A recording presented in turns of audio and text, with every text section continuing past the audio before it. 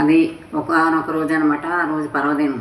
అందరూ కలిసి విహారానికి వెళ్తున్నారు. బుద్ధుడు ఉండే విహారానికి వెళ్ళి ఆయన మంచి మాటలు విందామని అందరూ వెళ్తున్నారు. విశాఖ కూడా తన పరివారంతో చక్కగా అలంకరించుకుని నగలన్నీ పెట్టుకుని వెళ్తుంది.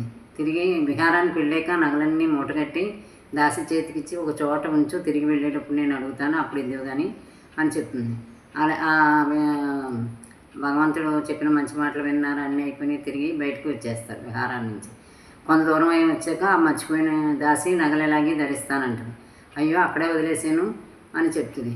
అలా వదిలేసావు, అయితే తొందరగా పోయి తీసుకురా, తీసుకొస్తే వచ్చేటప్పుడు అది వేరెవరైనా ఆనందుడు కనుక చేయి వేసి ముట్టుకుంటే తీసుకురావద్దు అని చెప్తుంది. ఆ విహారంలోకి వెళ్ళి దాసి నగల మూట అవన్నీ వెతుక్కుంటుంది. ఆనందుడు పసిగట్టి, ఇదిగో నగల మూట ఇదిగో ఇక్కడ పెట్టాను, ఆ సోపానాల దగ్గర తగిలించాను, తీసుకో అని చెప్తుంది. అయితే నీవు ముట్టినవి నీకే సొంతం, ఇంకా తీసుకోదు, నా యజమానురాలు తీసుకోదు అలా చెప్పింది అనేసి అక్కడే వదిలి వెళ్ళిపోయింది. విశాఖ మళ్ళీ తిరిగి వచ్చి ఈ నగరం ఇంకా మీకే సొంతం, మీ బౌద్ధ విహారానికి ఏం చేసుకుంటారో అని, ఎలా ఖర్చు పెట్టుకుంటారో దాన్ని ఎలా వినియోగించుకుంటారో మీ ఇష్టం అని బుద్ధునితో చెప్తుంది.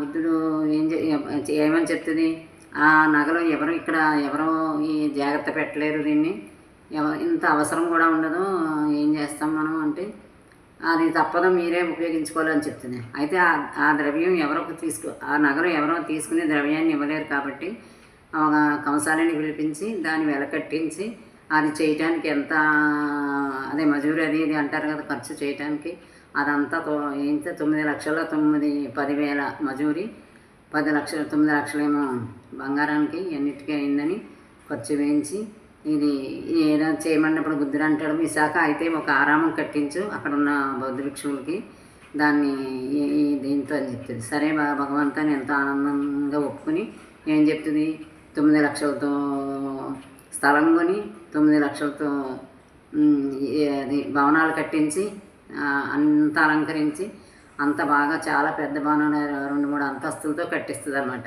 1,500 మంది భిక్షువులు సరిపోయేలాగా చాలా పెద్దది కడుతుంది. కట్టినప్పుడు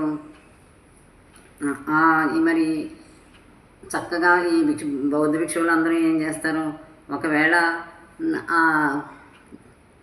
ఇంత కట్టించాక కూడా ఎంతో ఆనందిస్తాడు బుద్ధుడు. నా వరాలు మీరు నెరవేర్చారు, నేను ఇది కట్టాను చూడండి అని అన్నీ చెప్తుంది అనమాట. చెప్పినప్పుడు బుద్ధుడు ఎంతో ఆనందిస్తాడనమాట. ఈ బౌద్ధ